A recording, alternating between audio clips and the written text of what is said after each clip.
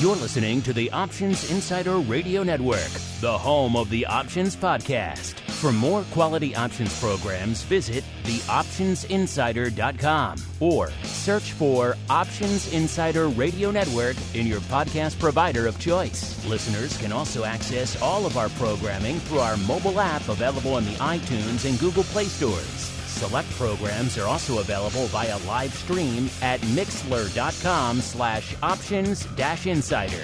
That's mixlr.com/options-insider. Don't forget to follow along with your favorite programs and submit your own questions for the hosts at twitter.com/options, stocktwits.com/options, facebook.com/theoptionsinsider, or via questions at theoptionsinsider.com.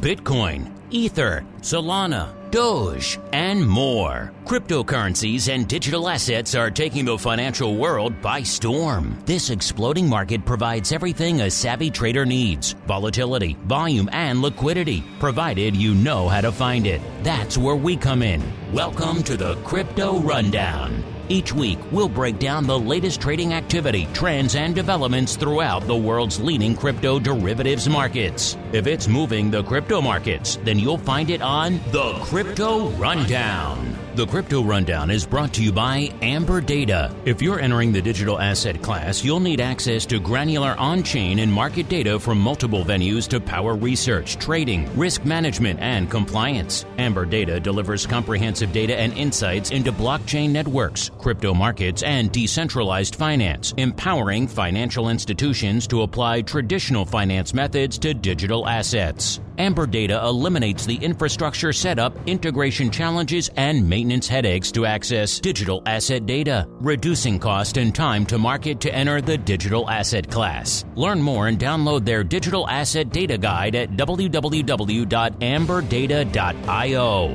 Now it's time to dive into the exploding world of crypto derivatives. It's time for the Crypto Rundown. All right, everybody. That music means we are back once again. Time to dive into the world of crypto derivatives. What is rocking and rolling out there? Yes, it is time once again for the Crypto Rundown. My name, of course, Mark Longo from theoptionsinsider.com. Did you miss us?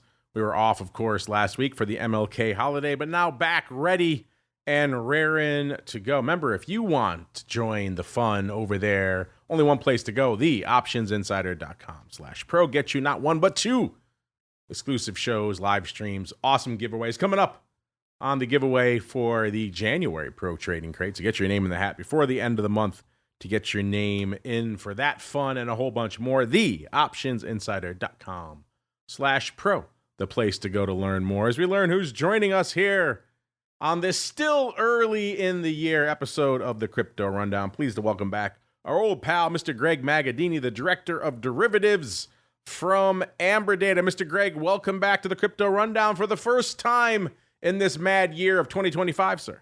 Thank you, Mark.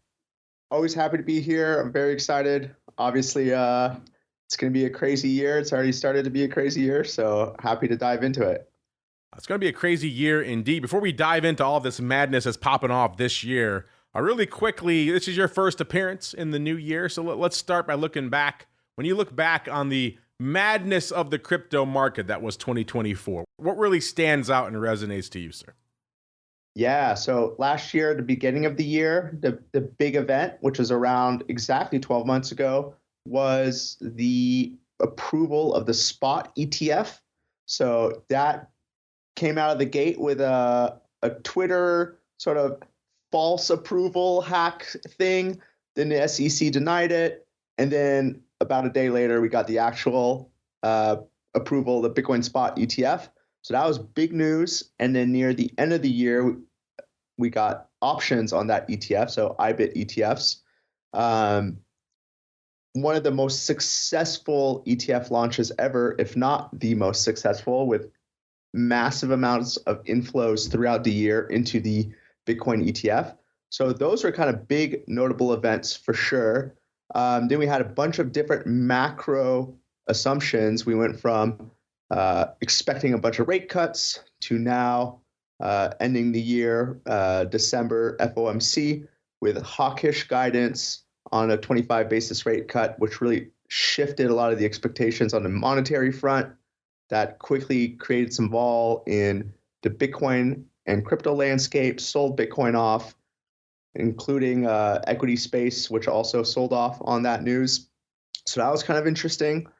And then now we're in sort of the meme coin phase of crypto, and that's a new development. And so I think, with relaxing SEC rules and more of a meme coin adoption, we might see some very interesting things in 2025. MSTR pioneered the corporate treasury Bitcoin allocation and some of the things that Michael Saylor is doing to accumulate more Bitcoin. We might see similar types of things with new corporations, or we might have corporations launch their own meme coins, or who knows. So it's going to be very interesting. Yeah, it's wild to think back that it was pretty much exactly a year ago that they approved the ETFs. It seemed like it's going to be smooth sailing from there. Who knew it would take the better part of the year to get the options approved, Greg? Then, of course, all the other madness that's gone on in between, as you just pointed out. A wild year last year in crypto. Listeners, when you think back on the wild year that was 2024, what really stands out and resonates to you? Hit us up, let us know as we keep on rolling into the Bitcoin breakdown. It's time to explore the latest trending activity, trends, and developments across the world's leading crypto market. It's time for the Bitcoin Breakdown. All right, everybody, welcome to the Bitcoin Breakdown, the portion of the show where we do just that. We break down all the action in the world's leading digital asset. Yep, good old BTC, looking a wee bit bigger than it was on our last show 2 weeks ago. Remember, 2 weeks ago we had kind of just turned the corner from the 100K level and driven back down to about 91, a little bit shy of 92, actually, 91,955 on the show last week. When we kicked off the show this week, a little bit north of 99,000, 99,635, puts us up not quite 8,000 handles, about 7,680 handles over the last couple of weeks. Obviously, the bulls getting their bit in their teeth out there, which is good because we're not seeing a lot of bullish activity on the rest of the market out there today. So the bulls have at least somewhere to go out there today. But Mr. Greg, obviously a wild time out there in the markets today and indeed this week. What is catching your eye out there in the big dog, which is Bitcoin? Yeah, I mean, absolutely wild week for sure. So one of the things that was really interesting was sort of the volatility pricing going into the inauguration last Monday. So we could, if we look like right before the inauguration, vol was maybe around 60, depending on what maturity you're looking at. So if I'm looking at the 30-day maturity, it was probably about 60, and a little bit lower for the 90-day and a little higher for a 7-day, but call it 60. Then into the inauguration event, 30-day went from 60 to about 70. The weekly went from about 65 to 83. And then everything came back down rather quickly. One of the things that was really interesting, however, is that if I look at the realized vol against that inauguration event, it was priced, the implied price to realized vol pretty much on the dot. So it was a pretty efficient market. I kind of wonder if some of the IBIT flows are helping price that stuff more efficiently. And now, obviously, last week we had essentially as good of fundamental news as you could get. You had the Davos speech by Trump saying he wants the U.S. to be the crypto capital of the world and the AI capital of the world. That's pretty bullish for crypto. We have Gary Gensler, who stepped down, and Mark Ueda, who stepping in as the chairman until Paul Atkins gets confirmed. So that's a more bullish SEC, so to speak. You got Elon saying that he might wants to use blockchain technology to help track government spending. That's a perfect use case, in my opinion, and legitimizes a lot of the blockchain transparency for a sector that's typically less transparent. So that'll be really interesting, and that can open a door for corporations to do some similar things, stuff like that. Then we had a crypto task force being created. So all those things to say that we had all the bullish headlines in the world, and prices didn't really make the highs that we all hoped. It almost felt like everyone who wanted to buy had already bought, so to speak. And so we got a little bit of a pullback. Skews negative for sort of the weekly options, kind of flat for the 30-day stuff, and still positively skewed for the long-dated stuff on Bitcoin. So those are the things that are catching my eye. I think the main theme is, could we get any more bullish news? And if so, why didn't the crypto market rally? I think that's a big question.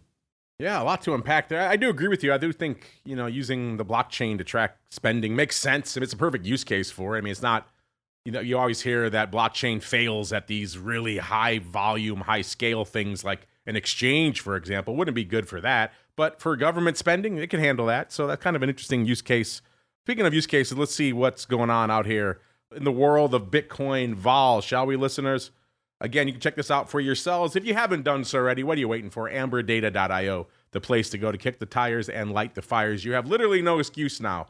The GUI is completely free for you folks to access. You can kick the tires on all this stuff we're going to talk about here and a whole bunch more. So you literally have no excuse as we go check out the weekly vol out there. Listen, one of the things that's been kind of interesting, certainly to me, I know to a lot of our guests on the show, certainly for the last couple of months in the crypto world, listeners, and also in the big dog, which is Bitcoin, is just the fact that despite what we saw, Bitcoin breaking new highs, retreating from them, rallying to it again, vol didn't really seem to care. Vol seemed like it was kind of stuck in a rut around this mid to high 50s level for the better part of the last few months.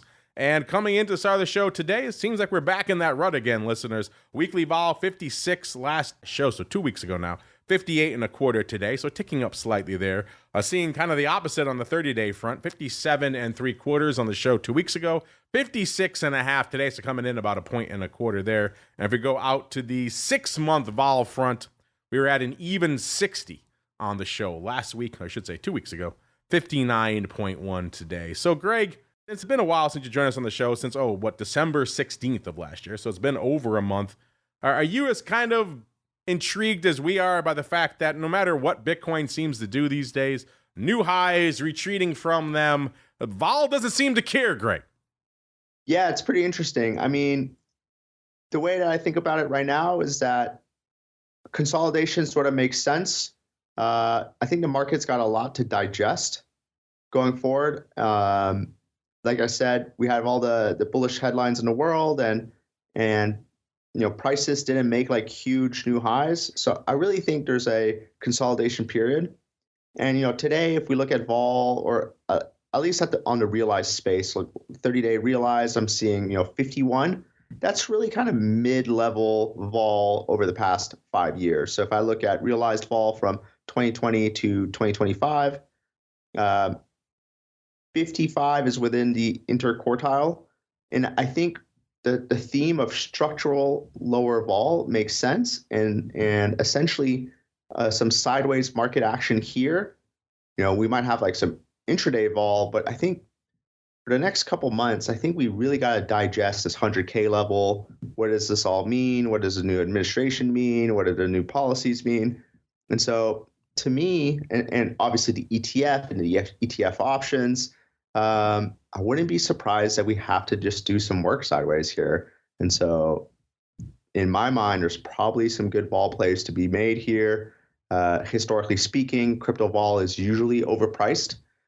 Even just simple strategies like selling the straddle and delta hedging once a day and rolling the position once a week, that's a huge market outperformer type of strategy. So historically speaking, vol in crypto and Bitcoin specifically is overpriced. And so if you take all the bullish headlines and sort of the vol events of the past few months, hitting the 100K and a good reason for potential sideways consolidation, this seems like the base case scenario in my mind. Let's look to the skew, see what's going on out there in Bitcoin, listeners. And last show 2 weeks ago, we were biased towards the dark side, the negative on the weekly side. Not surprising, we had drifted back down from that 100K level, nearly 10,000 handles. This week, that's gone. It's all pretty much completely flat, at least on the weekly skew.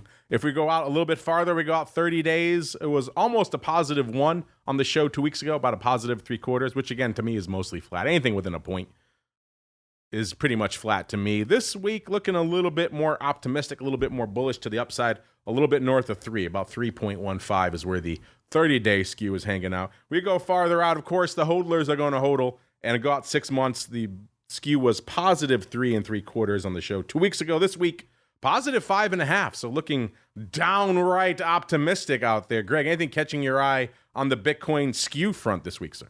Yeah, well, I think really, if you're looking at the short-term skew, that's obviously always kind of following sort of like the trend of the week. So we've fallen back into the negative territory, so to speak. Long-term skew, consistently positively priced ever since sort of the SVB banking crisis and the FTX crisis. 2023, we had negative spot vol correlations and a negative skew in the long-term stuff. Now we consistently hold positive skew in the long-term stuff. To me, that makes it interesting, especially for those types of covered call strategies.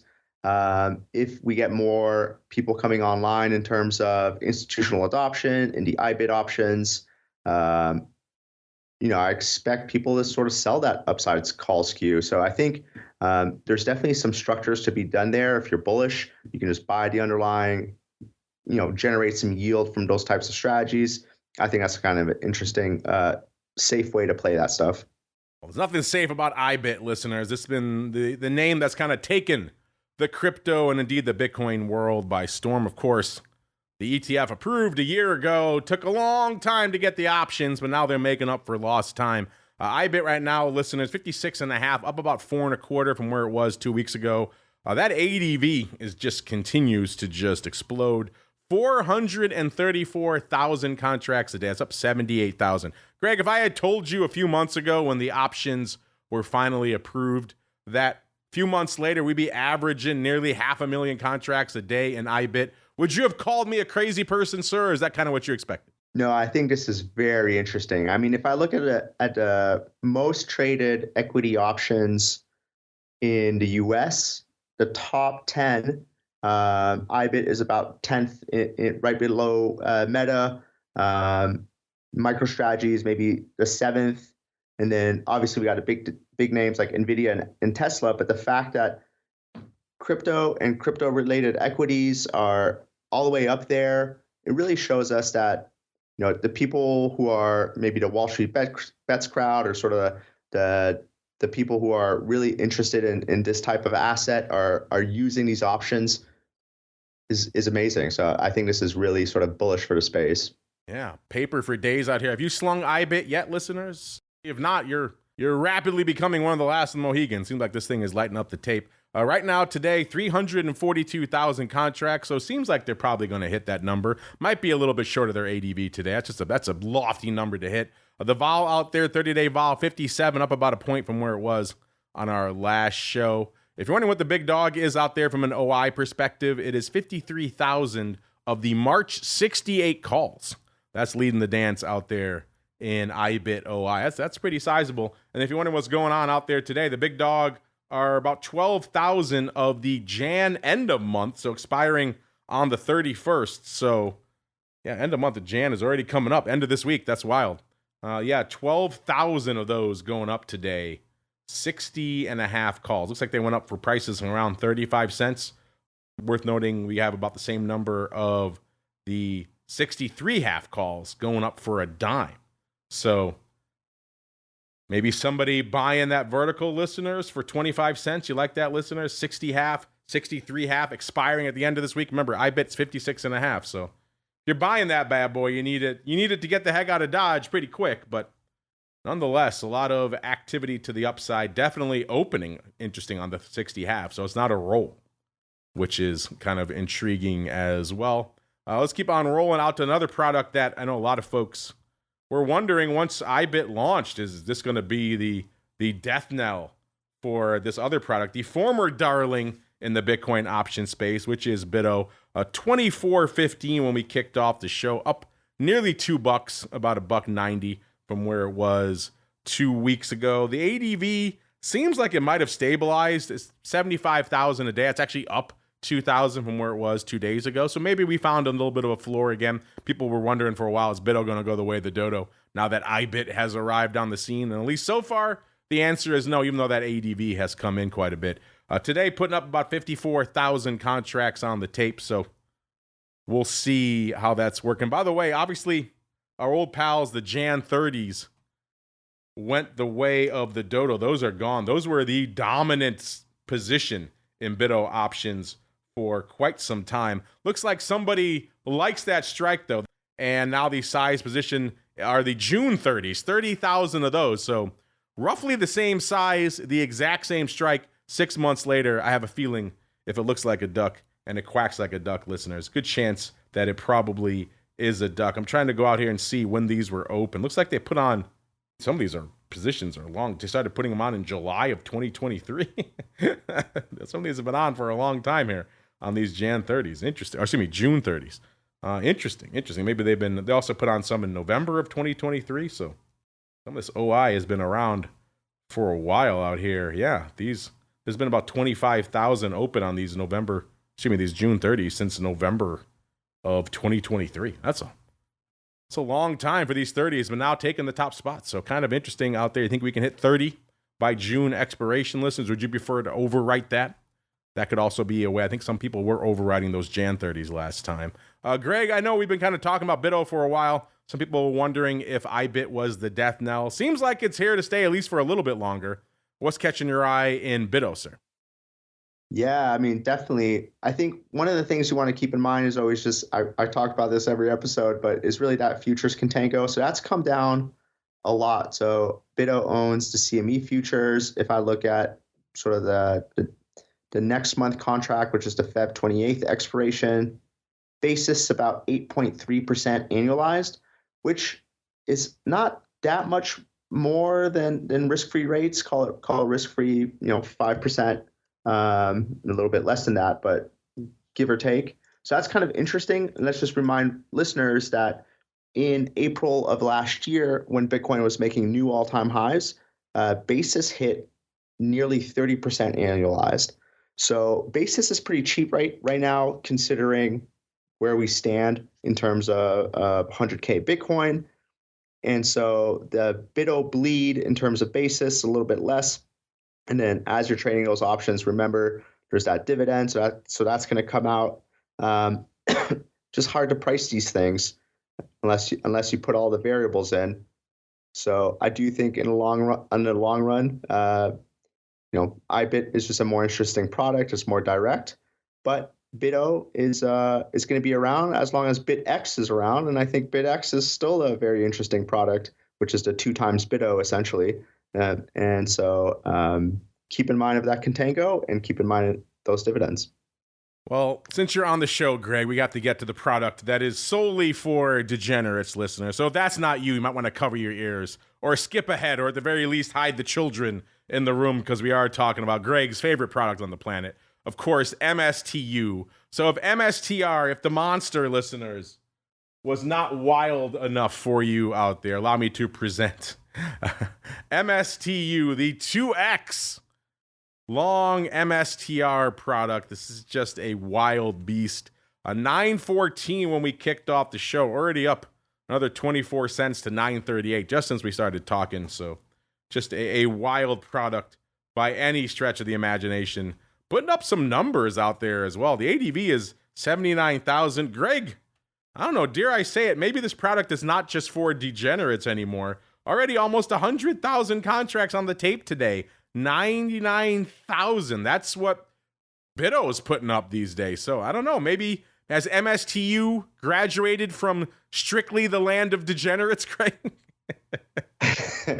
I mean, it's definitely a pretty degenerate product for sure, but MSTR is very liquid. So MSTU, by association of the two times MSTR payout, remains, I guess people want to trade this thing.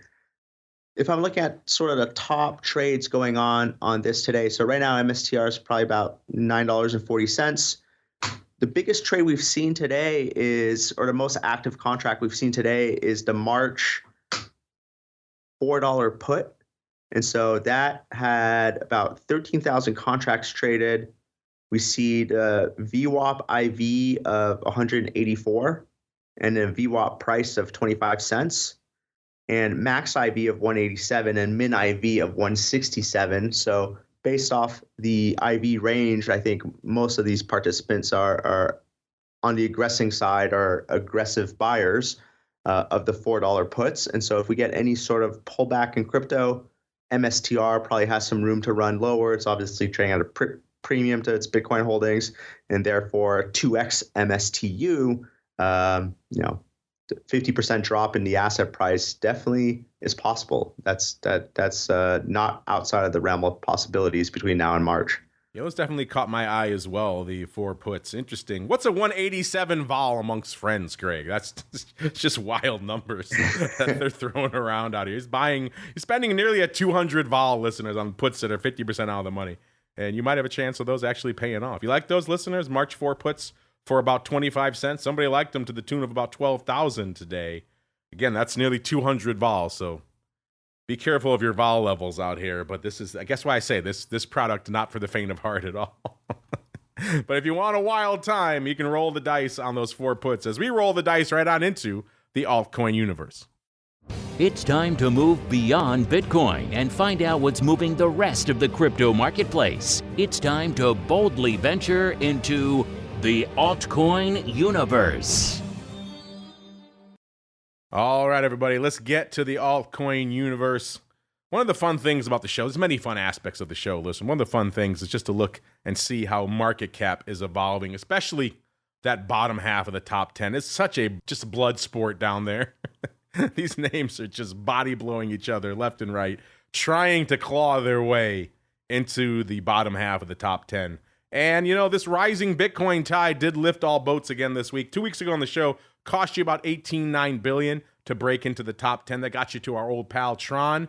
This week, Tron still holding down the number 10 spot, but now you're talking $20.8 billion. So almost a $2 billion increase in the floor just to break into the top 10. Again, that rising crypto tide lifting all boats at the end of the day, listeners. Number 9, we got our old pal Cardano, $31.75 billion. Number 8, it's Doge, Elon's favorite. Is it Greg's favorite? I guess we'll find out. $47.1 billion. Number 7, USD coin, $52.5 billion. Number 6, BNB coin, $94 billion worth of market cap. Number 5, it's Solana, 110, retreating from some of the recent lofty highs, 250, 260.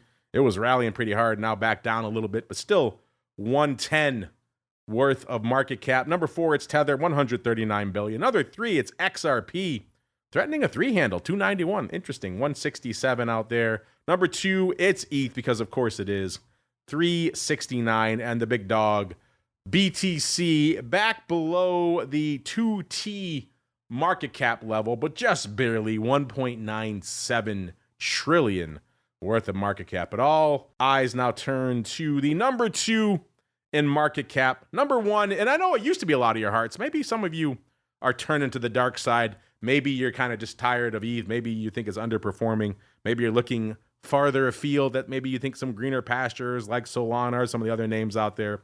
Either way, this last couple of weeks worth of action, probably not going to do it for you. We were 3,010 on the show 2 weeks ago, a whopping 3,074 when we kicked off the show this week. Obviously, we did get a little higher in the interim, but still, that's not going to help defeat the narrative that ETH is underperforming.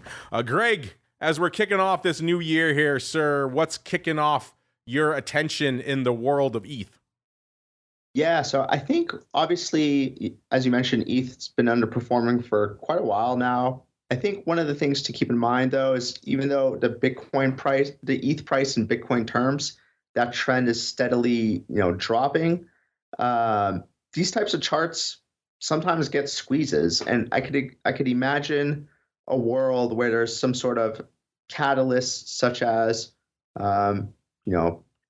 Doge government spending is going to be built on ETH, or some sort of investment allocation that ends up supporting ETH could quickly squeeze this chart higher. So I think there's that right tail risk in the realm of possibility.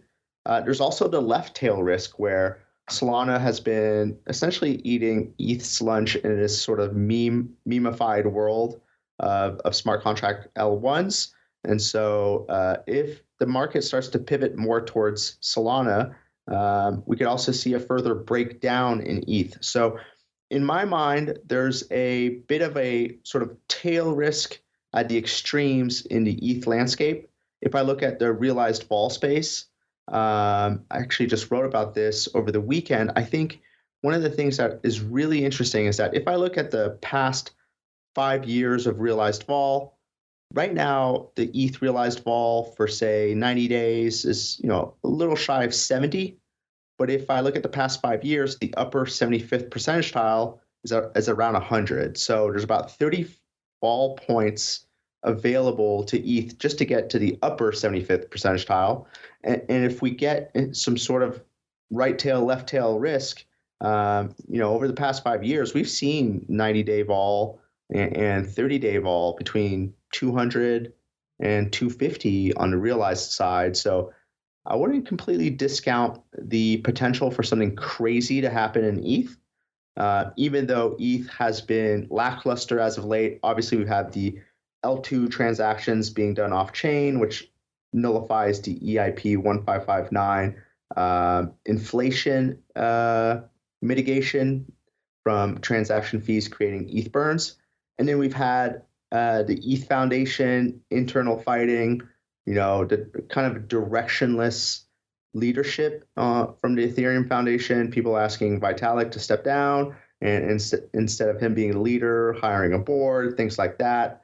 And so things might be at their worst for ETH, so to speak. And so that underperformance might actually at some point turn around or get much worse. So I think there's a good argument to be made that if my thesis is that Bitcoin vol is going to go sideways for a little while and there might be a good selling the Bitcoin vol period, I do think the rightmost tails or the leftmost tail on ETH, call it the 5 delta range, could actually be kind of interesting. So that's kind of how I'm thinking about it as a long, 5 delta as a long. 5 delta range for ETH. Yeah, the news not exactly looking good for all the ETH bulls out there. That said, we did have some bright moments in the sun not too long ago. ETH hit about 3,700, pretty close to it, back in the first week of the year. So it can rally back north to that 4K level or pretty darn close to it.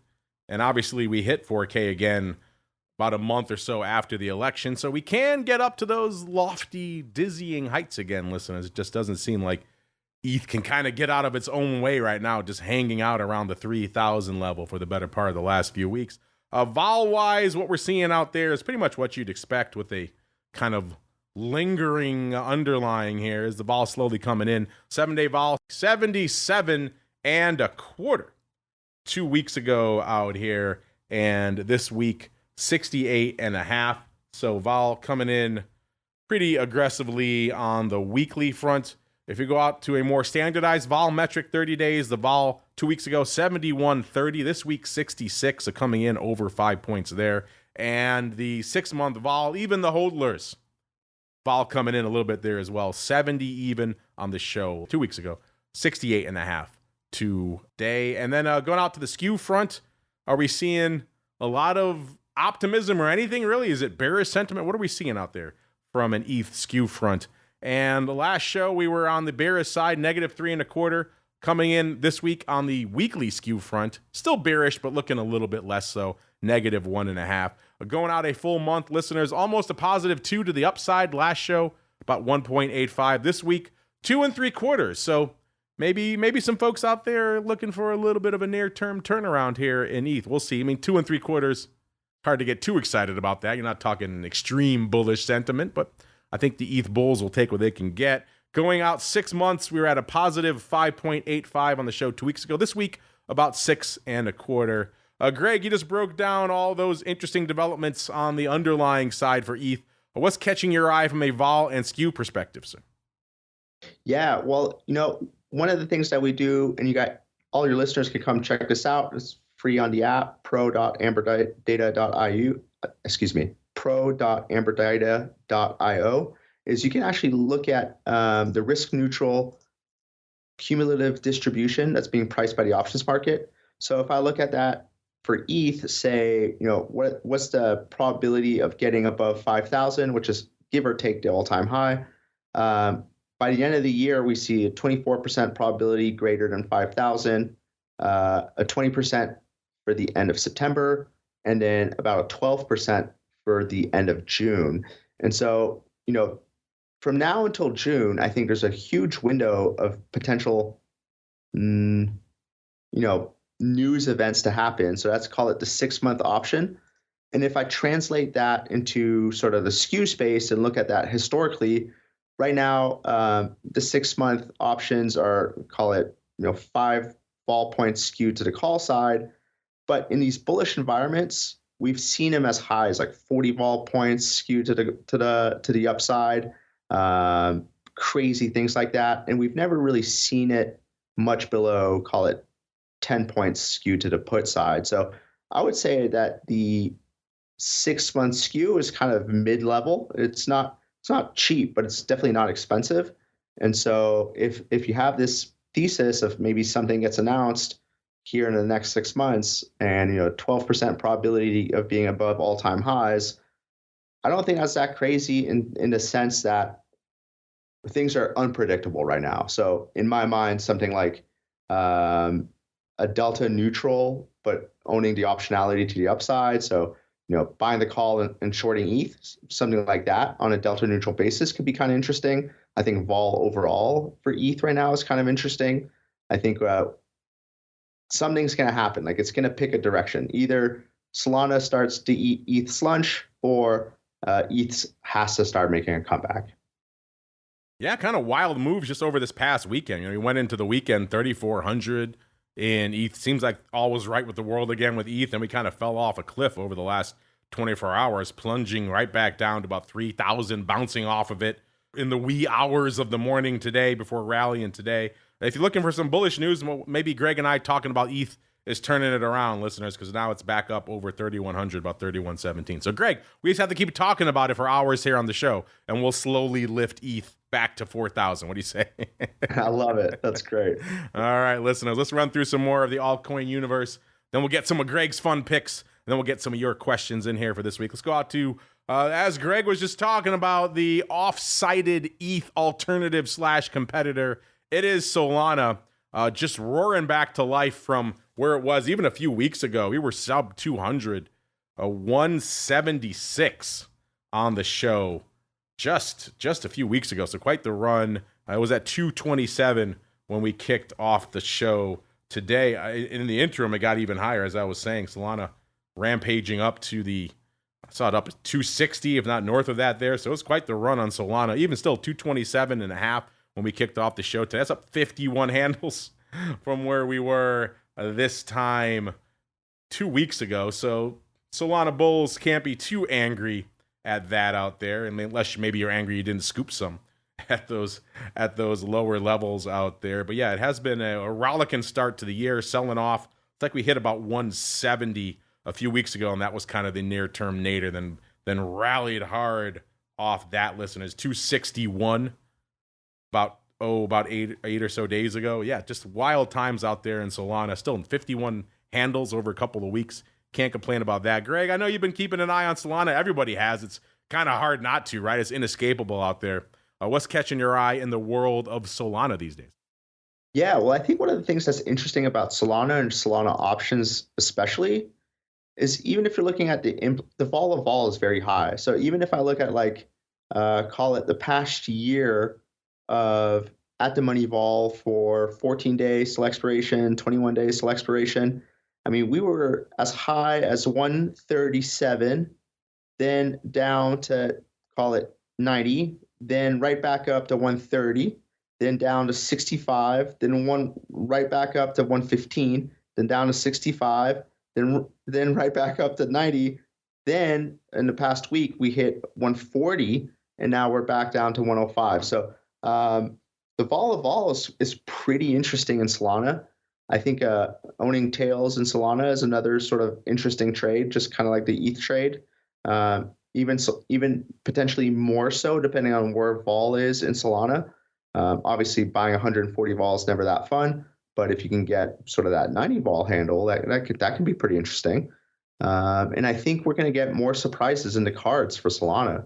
Obviously, we have a lot of memes, presidential meme coins and other meme coins on the Solana blockchain. That's pretty interesting. We had, some huge trading volumes on Solana dexes. We've had Solana stablecoin issuance double from 5 billion to 10 billion in a past week or a couple weeks. All that stuff is very good developments for Solana. The options market is not as liquid, of course, and we'll see if we get those Solana ETFs and hopefully ETF options soon. That would be great. But I think Solana is going to be full of surprises for us. Yeah, Solana ETF certainly would be very interesting for an underlying that was just, $9 not that long ago. Now we have ETFs potentially on them, options. You're right. I would love to see a little bit more liquidity in this Solana options. Folks are obviously interested in it, and certainly an underlying around 250, 225, 260, anything north of 200 certainly merits some interest from an options perspective, but very fascinating stuff. XRP also looking a little fascinating again. It's seeming like it was going to stay stuck around that 2.5 level. That was the new 50-cent level that it was stuck at for years. It was at 2.5 on the show 2 weeks ago. 292 coming in the start of the show today, up about 45 cents. So maybe XRP finally coming back to life. Greg's favorite, Doge, 32.4 cents 2 weeks ago, a whopping 32.2 cents today. So not a hell of a lot going on the Doge front. Litecoin, 95, pretty much even 2 weeks ago. 111, pretty much even coming into start of the show today. It's up about exactly 16 handles. So nice little pop for Litecoin. Cardano, 91 cents 2 weeks ago, 90.6. So not a hell of a lot of action there. Polkadot actually giving up the ghost. 618 2 weeks ago, 577 this week, down about 41 cents. And Greg's favorite, Shiba Inu, a million zeros, 2-0 on the show 2 weeks ago. This week, a million zeros, 1-8. So unfortunately, no Shiba Lambos for you. Greg, we got some questions I want to get to. Before we get there, I know you always come with a couple of altcoin in your back pocket. Any in particular you're keeping an eye on this week, sir? Yeah, well, we had a launch. So DRV, Derive, launched their token. They are the DeFi options platform on January 15th, which was also my birthday, which was very cool, interesting event. So that's something I just follow. I definitely like that project a lot. I think they have a pretty fancy DeFi exchange for options and perps. So that's definitely something I like to look at. There's obviously other big ones such as Hyperliquid that people have gravitated towards, and they're the number one DEX for perps, but not options. So that's kind of interesting in terms of our favorite coin, Dogecoin. I think Dogecoin is pretty interesting in the sense that it's really going to be a coin that either does nothing or gaps up very hard. So it's almost like a idle price tag until something may or may not happen, and then that thing will just be worth $2. That's kind of how I think about it. I don't know if that's going to happen, but it's just like the price path in my mind is either Elon does something with it, and if he doesn't, no one's going to care about it. So that's kind of how I view that coin.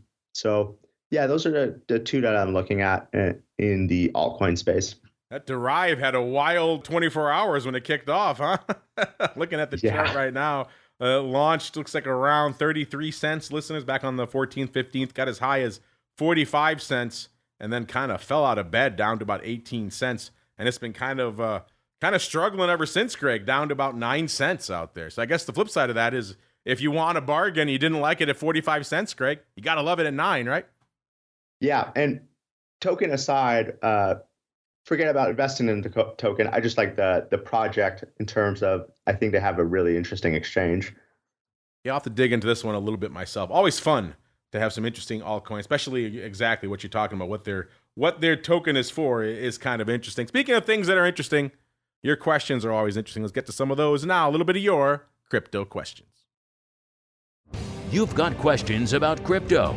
Who doesn't? It's time to find out the answers to your crypto questions. All right, everybody, we've got some hot questions of the week that you folks are getting all hot and bothered about. I want to get Greg's thoughts on those in a second, but he's been waiting patiently all show. Let's get out to this question from our pro chat from a listener, Malasesia. It's like a new name, so if that's the case, welcome to Malasesia. Welcome to all the new folks who've been joining us here in the beginning of the year. He wants to know, what are our thoughts on AERO, ticker AERO? This is Aerodrome Finance. I'm assuming you mean that and not the 4-cent Canadian. I think it's a mining stocks. I think we're going to go for the old Aerodrome Finance at about 92 cents. Looks like today kind of had an interesting year out here as well. You know, a year ago, February of a year ago, about 8 cents. So it's had quite the run. Of course, it's had a few fits and starts along the way, listeners, if you're not familiar with it. They rallied it hard back in April of last year to a little over $2, $2.02 on April 14th. Then it kind of came crashing back to earth July 4th, back to about 42 cents. Kind of languished there for a while, and then kicked up another leg up starting around September 6th, 50 cents.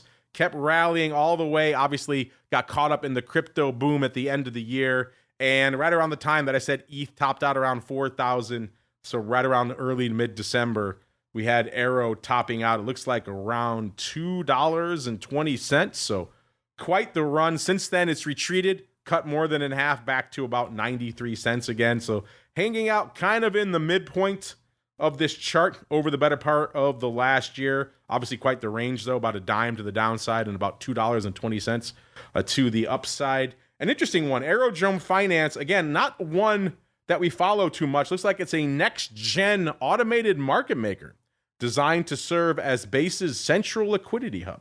Interesting. So it has a powerful liquidity incentive engine. That's kind of getting to the heart of what we like to talk about here on the show. We always love so many of these automated market makers here in the crypto space, and it sounds like AERO is one of these. Interesting. Greg, are you a fan of AERO? Is this one you've watched at all, sir?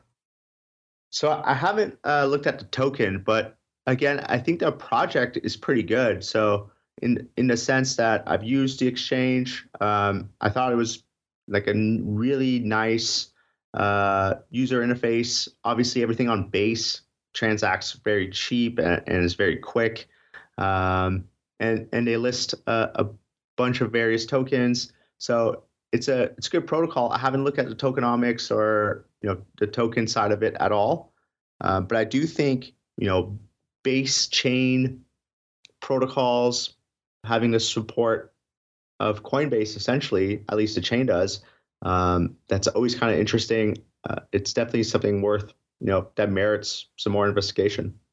Yeah, I like these tokens that aim to enhance liquidity out there. Always a good thing at the end of the day. And yeah, these AMMs, some might say they're a dime a dozen in the crypto space, but some obviously distinguish themselves from the pack.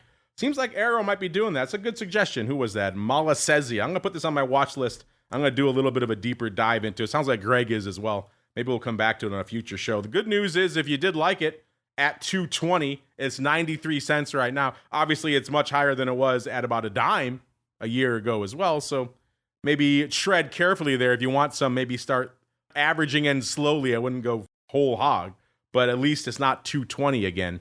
So kind of interesting stuff. Again, with these tokens, the devil is in the details. I need to dive in, but kind of an interesting one. Might have to put that on our radar. Good suggestion there, Mr. or Mrs.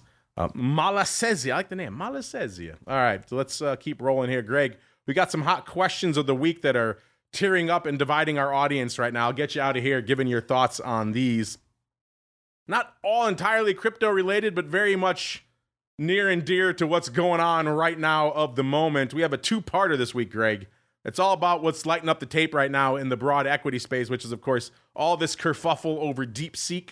We're asking our audience, is DeepSeek the canary in the coal mine for the end of the AI boom? Quite simply, will SPX close positive on the year? And then we follow that up during the show, actually, right now, with kind of a second part, an addendum to that, which is, do you think NVIDIA will close positive on the year? Obviously, a lot of the crosshairs right now for this DeepSeek sell-off fixed squarely on NVIDIA. Greg, have you been watching all this madness unfolding today?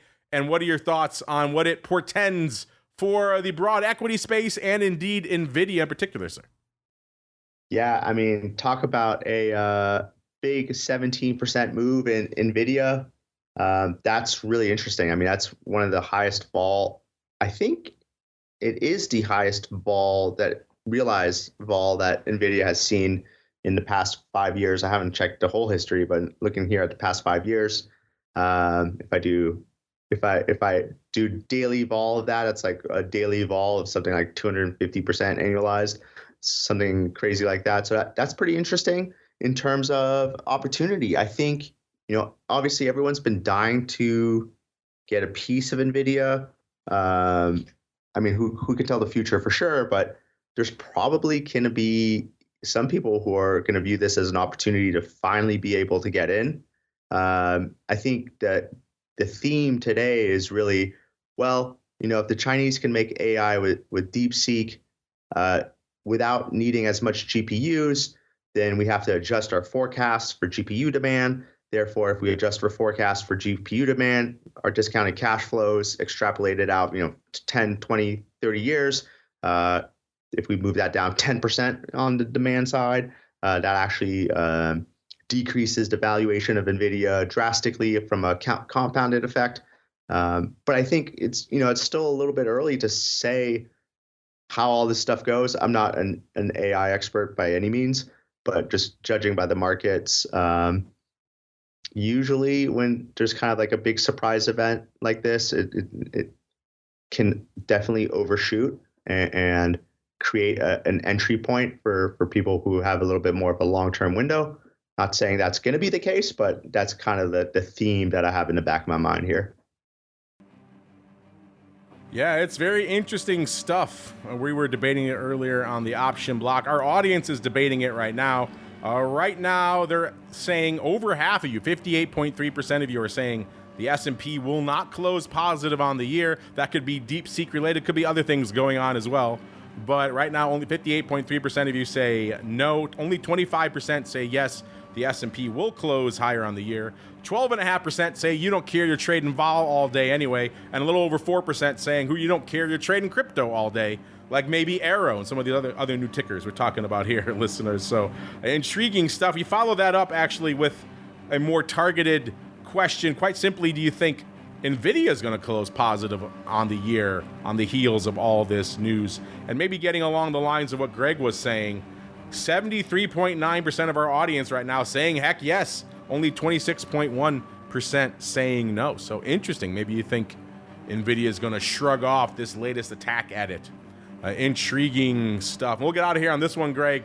A year ago, we asked our audience, because you said it was pretty much the 1-year anniversary of the launch of the Bitcoin ETFs. We asked our audience a year ago, now that the spot Bitcoins are finally approved, do you think Bitcoin will close positive on the year? It was time for our annual sentiment poll, kind of like we're doing now in the S&P. And our audience, Greg, as usual, very precise, very accurate. 56.7% said heck yes.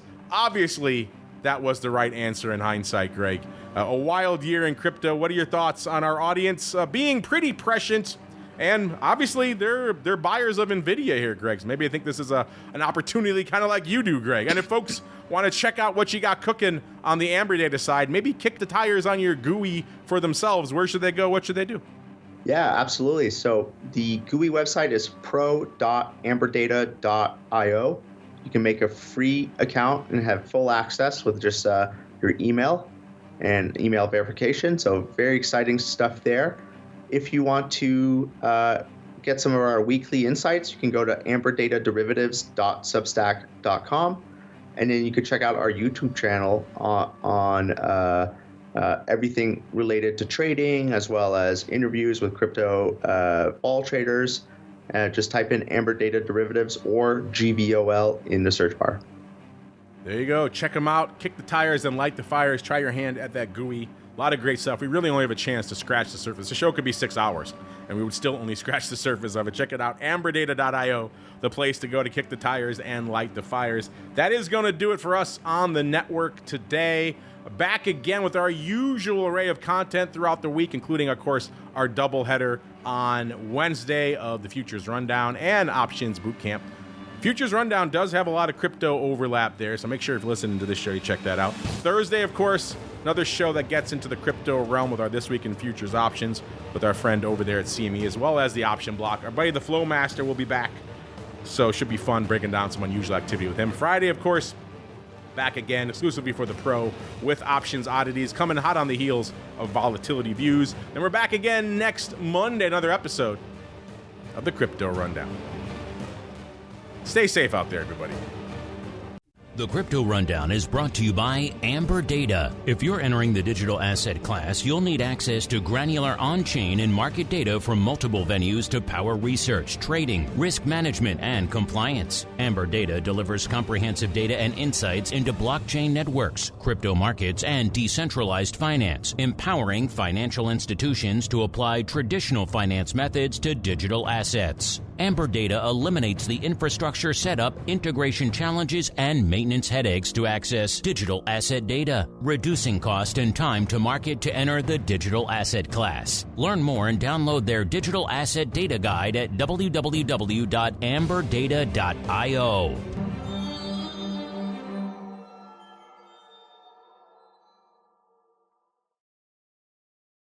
You're listening to the Options Insider Radio Network, the home of the Options Podcast. For more quality options programs, visit theoptionsinsider.com or search for Options Insider Radio Network in your podcast provider of choice. Listeners can also access all of our programming through our mobile app available in the iTunes and Google Play stores. Select programs are also available via live stream at mixlr.com/options-insider.